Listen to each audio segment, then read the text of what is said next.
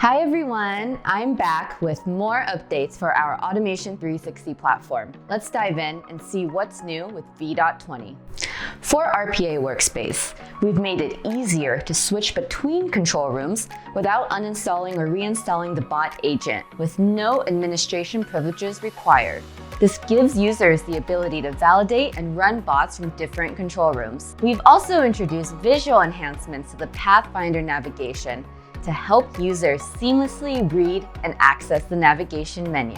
Now on to Discovery Bot, our process discovery solution. This release focuses on improving the Discovery Bot process recording capabilities. The updated recorder starts faster, captures more user actions, including double clicks, and offers simpler navigation across the recorded screenshot.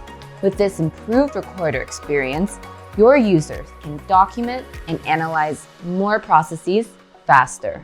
We've improved the performance and scalability of your digital assistant, AARI, with new features including a Get Storage File action in AARI Web that allows users to send files to unattended bots, a IT ability to allocate and segregate control room resources for each process, a new sidebar navigation to seamlessly toggle between processes, requests, and tasks, and an enhanced button element with the ability to disable buttons in a form the first time the process is ran, and showcase the button element as a link during runtime. And now for our intelligent document processing solution, IQBot. We've simplified the document processing workflow by allowing users to download the structured output data in batches. It's now faster to train document classification models as well.